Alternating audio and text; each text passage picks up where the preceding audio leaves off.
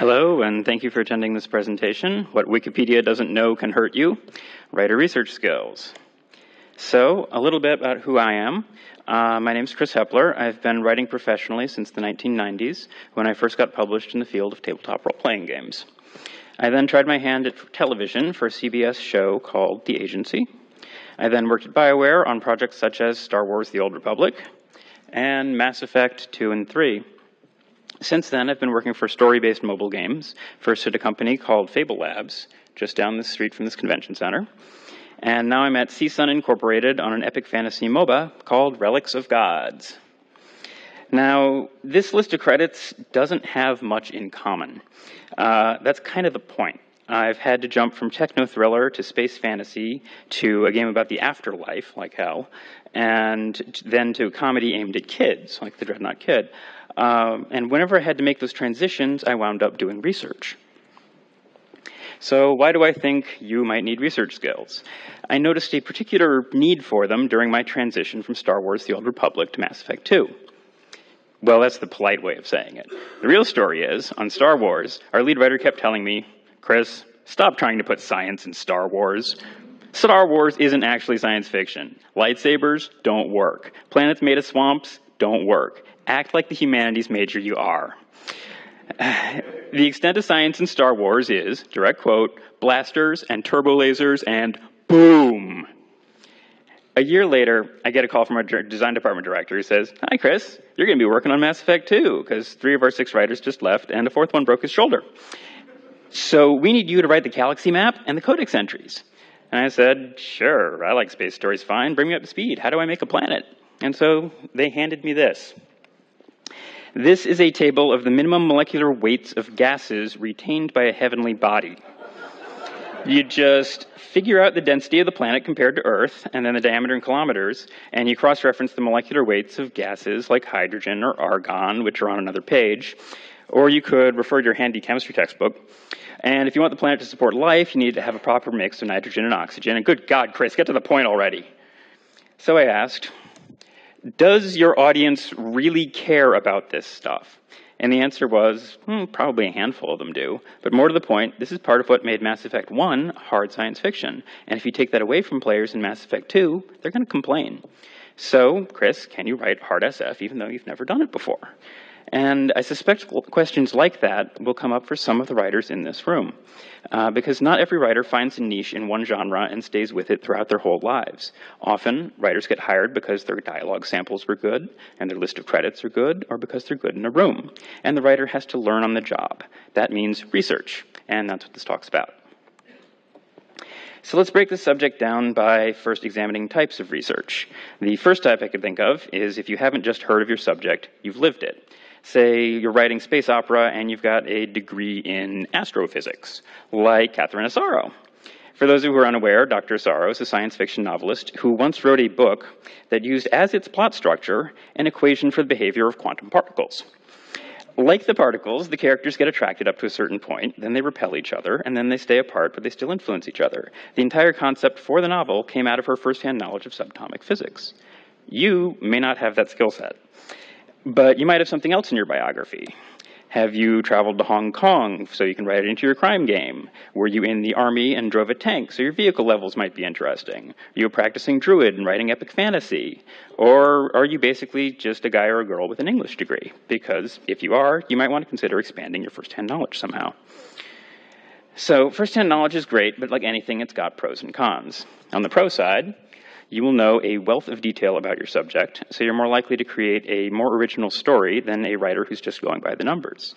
Frequently, you'll be able to win arguments with the rest of the dev team, because you know what you're talking about. And you'll have the perspective to know when something isn't important to the player experience. Your knowledge also won't depend on anyone else's schedule. So if you're in production and you need a question answered, it'll be right there. Lastly, it goes with you. Any job you take, you have your knowledge base to draw from. Disadvantages.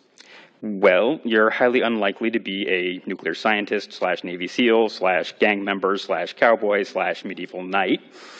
Second, just because you know more than the rest of the team doesn't mean you know everything. You could have expertise as a cop because you were one for 20 years, but if it was 10 years ago, maybe you don't know much about criminals using smartphones today. Third, some knowledge comes with a price. If you want to fly off to Ecuador for 3 weeks to research ruins for the next Tomb Raider, you're going to need money.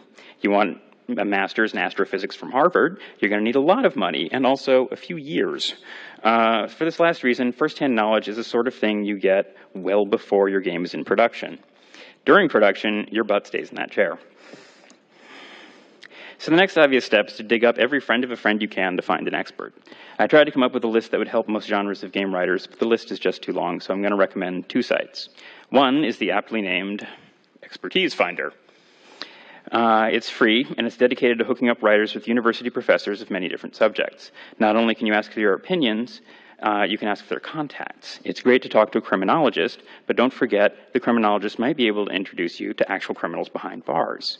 So next up is a site called Journalist's Toolbox.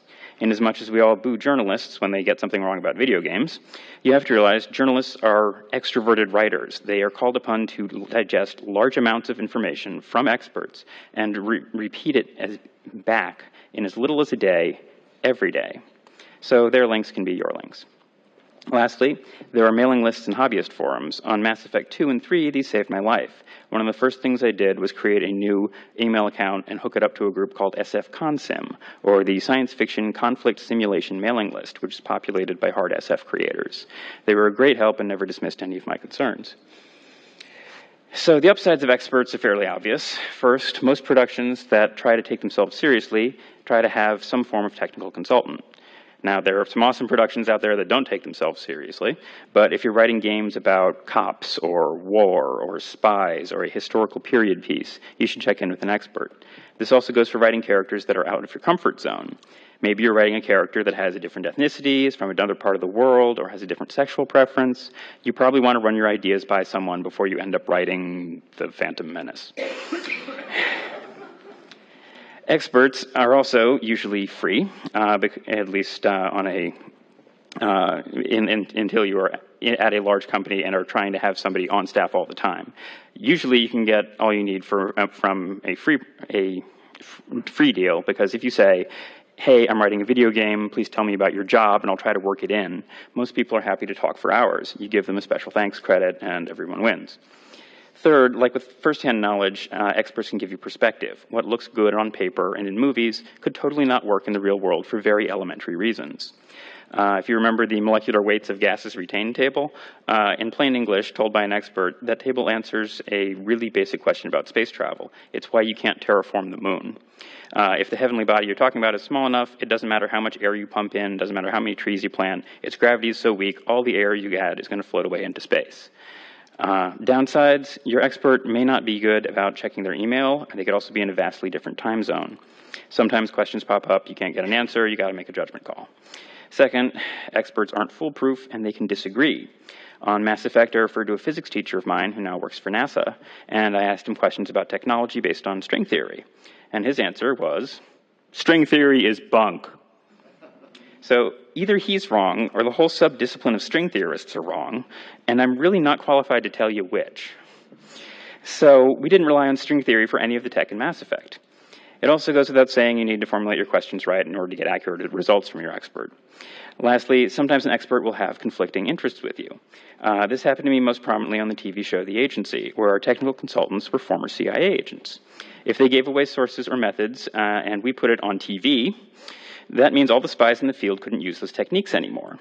So when we questioned these people who were professionally trained at giving misinformation, sometimes we hit a wall, and our fictional spies had to use public domain methods dating back to World War II. Then there's searching for reliable information online, also known as drinking from the fire hose. The reporter's maxim is to find 2 independent sources before declaring anything as fact. That's usually plenty enough due diligence to get your argument a fair shot when you run it by other devs. There are academic and scientific papers out there, but you frequently have to be a subscriber to look at the actual data in things like the Journal of the AMA. It was like $125 or so every 12 months. Even when trying to come up with alien biology for Mass Effect, I never needed the results of a paper that badly. The summaries are usually sufficient. Television shows and reporters often make use of something called LexisNexis to research legal cases and news articles, but their subject matter is frequently cops and lawyers and people who need to know what's going on in legal cases right now. It's much less frequent in video games, unless you all want to make some video games about that, so go right ahead. Where video games rule is fan wikis, where they can tell you scads of details about all kinds of media properties. And then there's the last resort, which is flinging a question at Yahoo Answers and hoping some complete stranger is passing by with the knowledge you need in the time you need. You can usually do better than that. So you're undoubtedly familiar with the power of electronic sources. There are websites and enthusiast groups for almost everything. They're extremely fast and convenient. You can access most sources with your phone while you're sitting in the audience at a lecture hall listening to some narrative designer tell you things you already know. As for other advantages, what more do you need? I Googled it, I checked Wikipedia, boom, we're done, time for chocolate. Right? Now, there are many downsides to electronic sources. Because crawling down the rabbit hole is fun, you can end up with a head full of TV tropes and info totally irrelevant to your game, and you can make crazy assumptions about your subject matter with no one to call you on it. You will also get in the habit of searching for answers instead of working around your shortcomings. Wikipedia in particular has a hidden trap. It has enough editors working on it that if you find a fact, put it in, and then 3 months later you want to double check the fact, you may find the fact has disappeared. And then you have to guess whether it's from an edit or if your memory is suspect. This inevitably happens late in production when you're wanting to double check stuff before lockdown, and you don't want to spend time searching for a revision that may never have existed. So watch out. Lastly, I want to speak a little about Google image search. Since at Fable Labs, it was invaluable for trying to give references to our art department. If you pick something out of the ordinary, like pretty far out of the ordinary as your subject matter, image search is not always going to be your friend. At Fable Labs, our Afterlife game, Like Hell, had characters from all different times and places in history showing up in the afterlife. And I wanted a major NPC, Akaba here, to be from West Africa, specifically the Ashanti of Ghana. And I said she lived, around 1895 in the late colonial period. And then because we were a hidden object game, I had to come up with object images for 150 hidden objects from Akaba's house in rural Ghana in 1895. And what you get in Google image search, if you're looking for a house in Ghana, is photos of the colonial period in black and white, so our artists didn't know what colors to use. Wrong time period stuff, modern westernized Ghana, hi guys, and Ghanaian cuisine. And unsurprisingly, if you look at the settings of our competition in hidden object games, you get two settings. You get 20th century America and Victorian London, where there are mountains more image references. I filled out my 150 objects, but let's just say there's more pangolin soups in those scenes than anybody expected. Then there's books and magazines. Nonfiction books can be the product of decades of labor and conveniently sum up hundreds of scientific studies in an accessible format. Print can also introduce you to subcultures that you didn't know existed. If you want to find people who know what to do when your plane goes down over Siberia and you have to make a bow and arrow from scratch so you can hunt on the tundra, Expertise Finder won't help. But I found Primitive Archer magazine.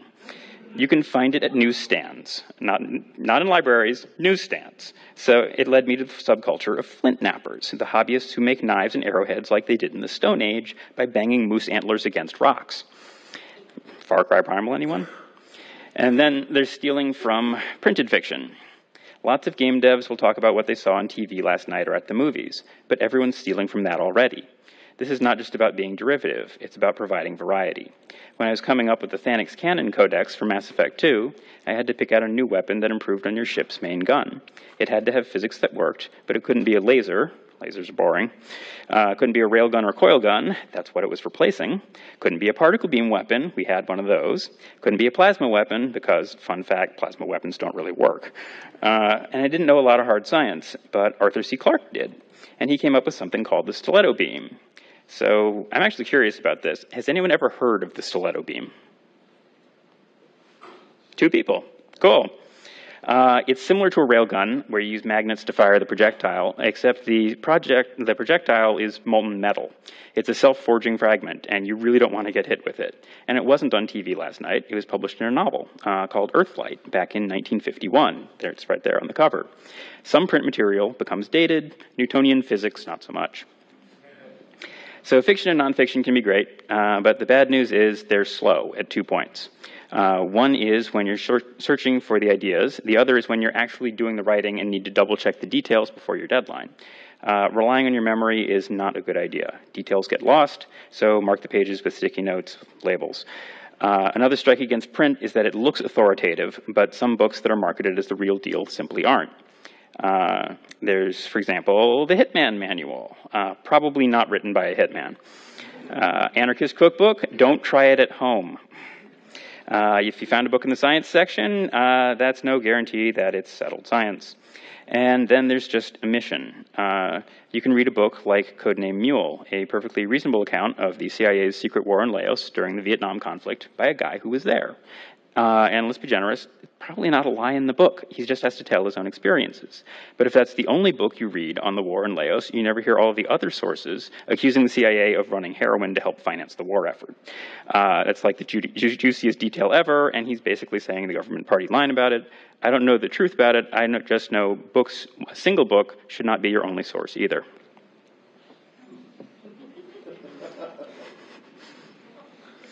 So now let's try to get into some specific techniques to try to save you all some time.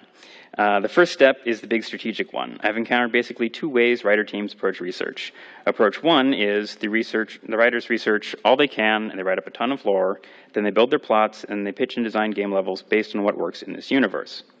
Approach 2 is you research only as needed. You spitball ideas for game levels. Once they sound entertaining, you do the research to work out the details.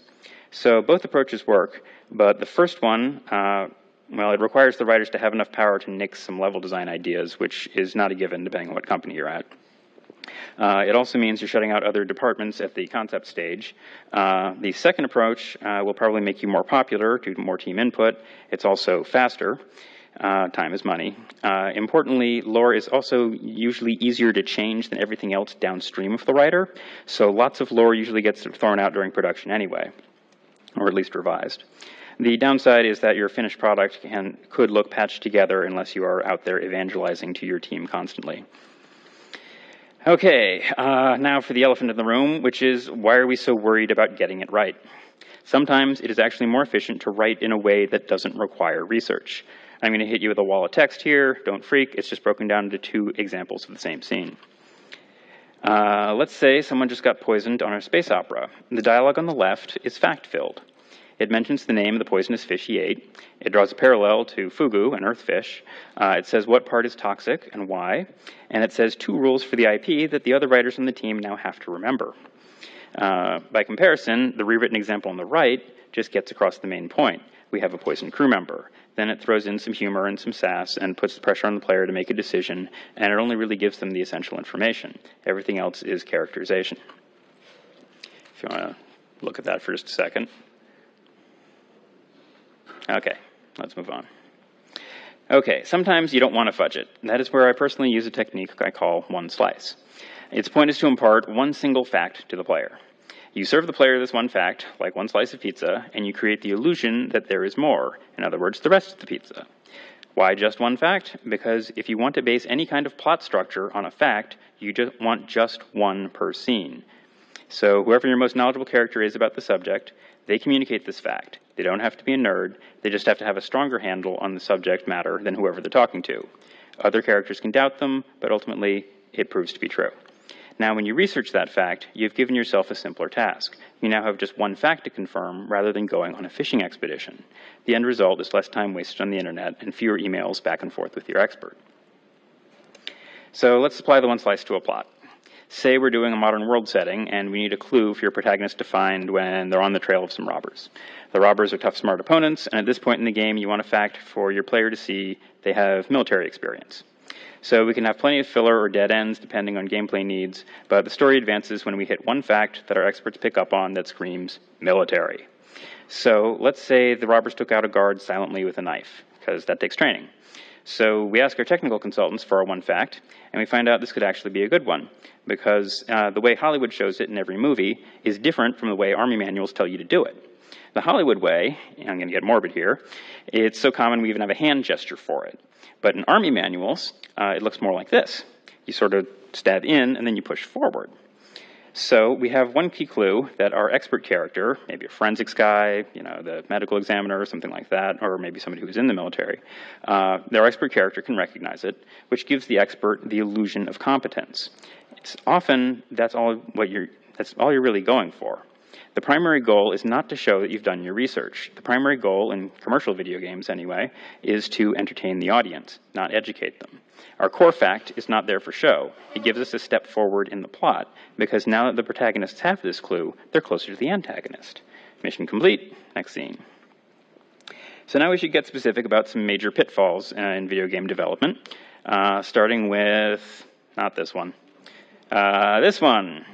Chaos, because video game writers are inevitably dealing with a team environment. The rest of your team will be making content at the same time you are, downstream from you.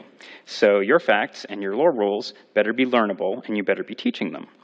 But wait, you say, if I codify lore rules before the art and gameplay are created, they might get thrown out. But if I create them after the art and gameplay are created, like in codex entries or in-game books that get written after VO lockdown, I can't teach them to anyone until it's too late. Yeah. This is why writers need to evangelize the IP to the rest of the team on a regular basis. Every week you go without evangelizing is a week of work that might have to get thrown out.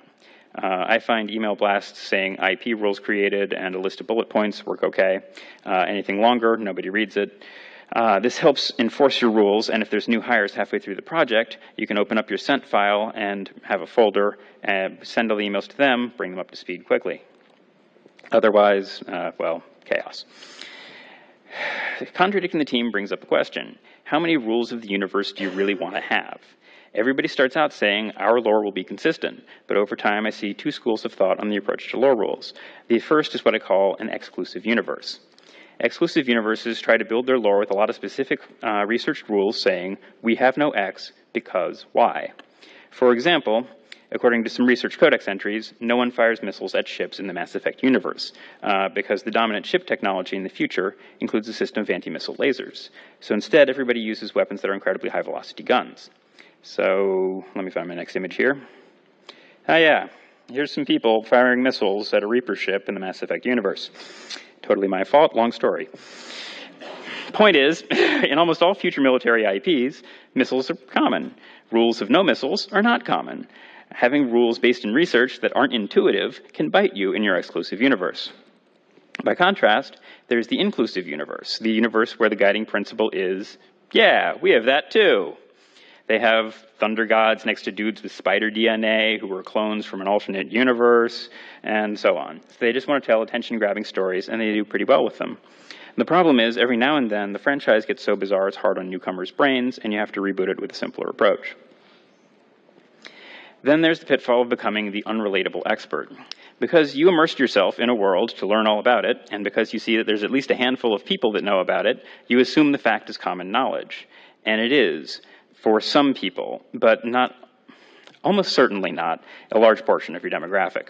This is compounded if the person who is your usual safety valve is as big a nerd about a subject as you are.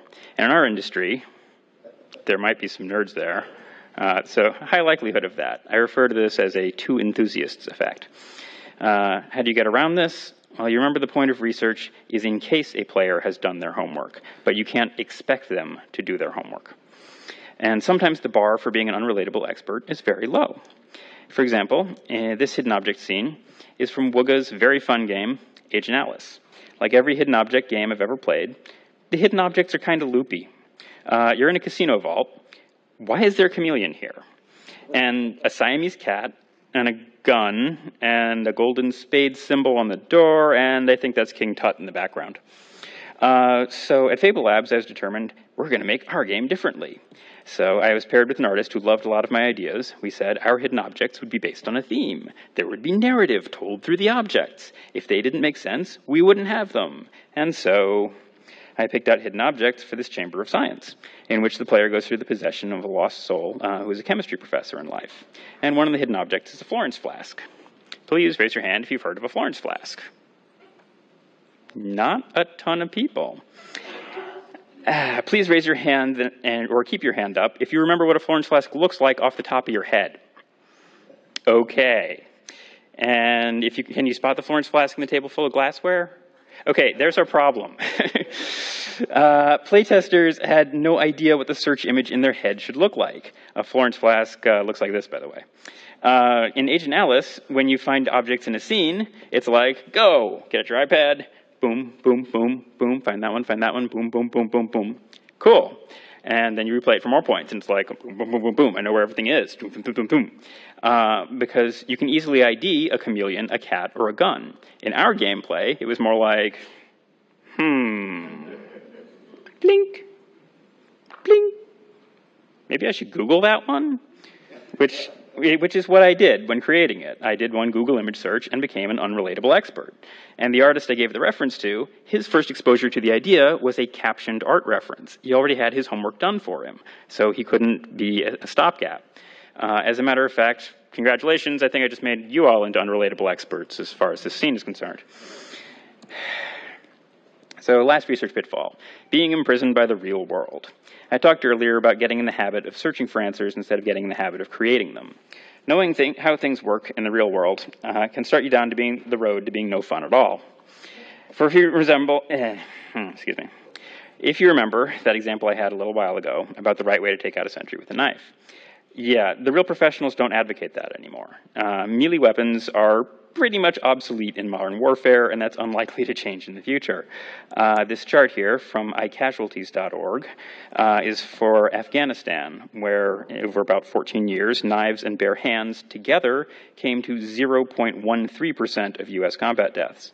Most of the time, modern armies don't need to take out a sentry quietly. They go in with overwhelming force, artillery, sniper cover, and special operations guys who have higher likelihoods of sentry scenarios. They commissioned this silenced pistol, specifically for killing sentries, because they want maximum results with minimum risk.